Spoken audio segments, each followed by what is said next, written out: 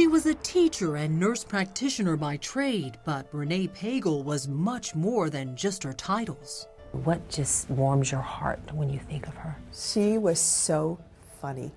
She was always slapping her knee, telling a joke, kind, just somebody you wanted to be around. And that's far from just one person's opinion. Everybody who met Renee, they loved her. My sisters and I used to jokingly say Renee was out to save the world. Her passion was saving the underdog. She would give you the shirt off of her back. And a whole lot more than that. When she learned that the father of one of her students was suffering from kidney failure, Renee, who lost her own mother to the disease, donated one of her kidneys. What did this mean to your family? It meant he would have a life, not hooked up to a machine. We would be able to do things. We would have our dad. Renee gave you that. Yes, Renee gave us that. Renee gave my dad a second chance at life. And if she'd do that for a virtual stranger, you can imagine what she'd do for her 3 kids. She loved her children fiercely. She loved them so much. But Renee's friends say when it came to the children's father, Renee's husband Michael, things were a little more complicated. What was your initial impression of Michael Pagel? He was not as outgoing as Renee. He seemed to be a little bit more in the shadows, where Renee was everybody's best friend. And after a few years of marriage, the disparities between the two became harder to ignore. When did the first cracks start to begin? I want to say about 2 years after Renee had their twins. They had had a pretty significant fight. She actually spent the night at my house, and that was the first time ever. But reportedly, it wouldn't be the last. I talked to Renee on the phone every single day, and we talked at length about her relationship with Mike. Renee was a little concerned that he had some anger issues. She actually sent him to a physician to have his testosterone checked because she felt like it was not in balance, and perhaps that was driving his anger. Crime Watch Daily has not been able to independently verify Renee's friends' claims about their marriage. But according to her friends, Mike's behavior only got more troubling as time went on.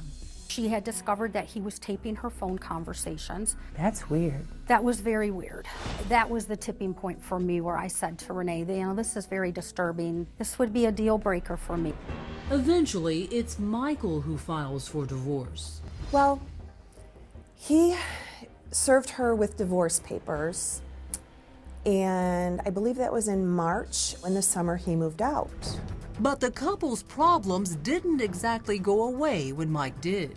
What were the points of contention in their divorce? What were they arguing about? He wanted full custody of the children, and there was absolutely no way on this planet was Renee going to allow that to happen. And then he also wanted the house, and he wanted her to pay him alimony. Instead, what happened? The judge directed Mike to get a full-time job. They were going to be splitting custody, with Renee having primary custody.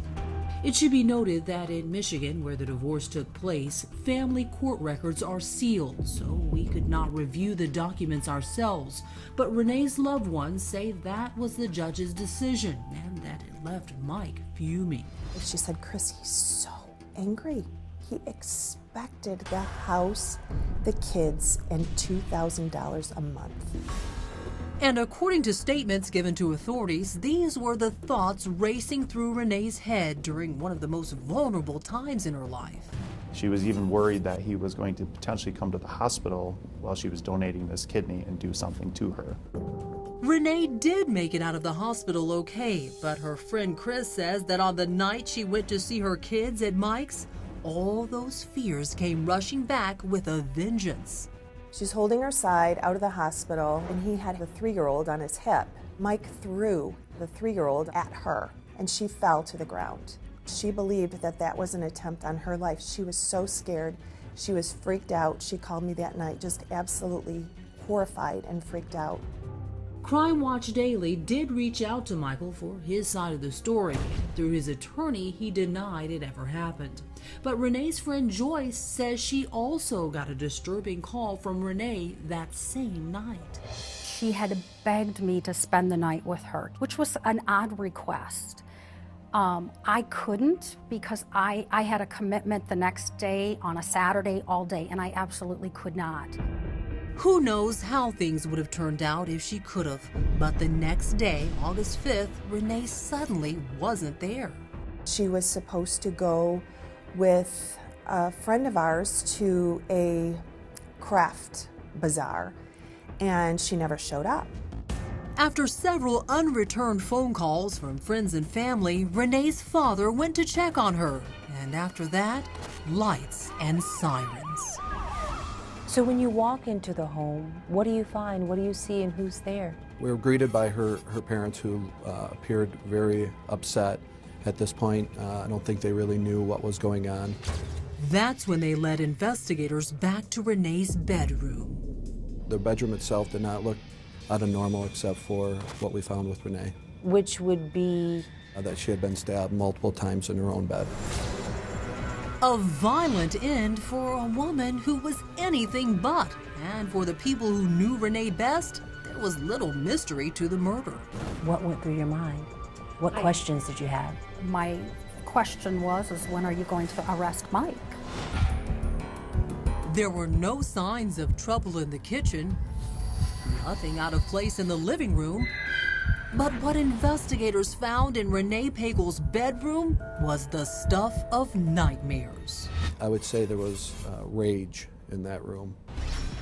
The 41-year-old mother of three has been stabbed multiple times while lying in her own bed recovering from a kidney donation. It was a bloody scene? It was a bloody scene. She did put up a fight. The struggle, in my opinion, I mean, there was blankets everywhere. There was a lamp knocked over, a clock knocked over. And she had defensive wounds on her hands and on her feet from obviously trying to block stabbing motions of the suspect.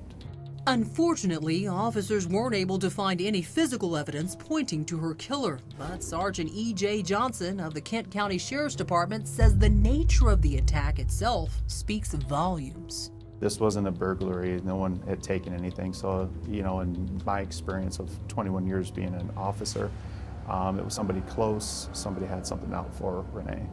And if you believe Renee's friends, there was only one person who fit that bill. When I heard Chris, Renee's dead, I knew he killed her. That he being Renee's estranged husband, Michael Pagel. Even before you found out she was stabbed, even before you found out the manner of her death, you thought he killed her? I knew. I held out the very least bit of hope for her kid's sake, that it had been a complication from the surgery, but I knew he did it. Of course, that's just speculation, and Michael vehemently denies having anything to do with the death of his estranged wife. But Renee's loved ones say their belief is based on information they got directly from Renee just before she was killed. So just hours before she had died, she was very agitated. The last words she spoke to me were, "Joycey, I can't die. I can't let that get my kids in my house." Those are the very last words she ever spoke to me. Renee's friends did share these thoughts with police immediately after the murder. We spoke with Renee's father and her stepmother and friends, and the common theme from all of them was she was going through a divorce with her husband, Michael, and that it was pretty contentious. I mean, the divorce had a lot of issues. At this point, the family and the friends were pointing at Michael as a potential suspect. But even if they weren't, police always start with the people closest to the victim. So just hours after the gruesome discovery, it was time to pay Michael a visit. We went and made contact with Mr. Pagel at his residence and immediately wanted an attorney. So he lawyered up Yes. as soon as you went to him? Immediately, yes. Which was his right, but Sergeant Johnson says it also put the focus of the investigation directly on Mike. He didn't want to know anything about her condition, didn't want to know what happened, just stated that he would prefer to talk to an attorney. So he wasn't broken down? He wasn't grieving the mother of his children being dead? No, not at all. But Michael's attorney tells us police know his client is innocent and that the only reason they're focused on Michael is because they have no other leads. He adds that Michael has an absolute airtight alibi and that the reason Mike hasn't gone public himself is because the media is out to destroy him, even forcing him to move away from home. So then, are Renee's loved ones letting raw emotion get the better of them? And was there anyone else who might have wanted Renee dead? Have you identified anyone else who wanted Renee Pagel out of the way? Or Renee had no enemies at all. And there were a few names that have come up. For instance, there was a gentleman that lived in the pole barn. It was actually an apartment next door. He was there during this incident. We interviewed him. He has jumped through every hoop that we asked and has been completely cooperative. And he says every other person of interest they've questioned has done the same. so everyone else has been cleared? That we know of, yes. Everyone, that is, but Michael Pagel. We definitely think that Michael is a definite person of interest, and many things point in his direction. He hasn't been cleared yet, so we're keeping everything open. But at this point, you know, in a divorce that, you know, somebody's not getting what they want, that could be a potential motive in something like this. So yeah, our crosshairs are on him. And Renee's friends say the reason why is obvious. What was Michael's motive? What would have been Michael's motive to kill Renee? Well, it's extremely clear to me. I think when the judge said, Mr. Pagel, you're going to have to get a better paying job, he decided he'd have to go to Plan B because he wanted everything. And Plan B being? Murder. She had to go. And as for Michael's alibi, his attorney tells Crime Watch Daily that Michael was at his mother's house miles away that entire evening, as were all of his children. Still, Renee's friends question how true that is. Well, OJ had an alibi as well. So, from my understanding, he hasn't exactly been cooperative with the police. I would love for his mother to take a lie detector test. Perhaps he should too. If he is so innocent, why not try to clear your name? Someone took Renee Pagel's life in the most savage of ways.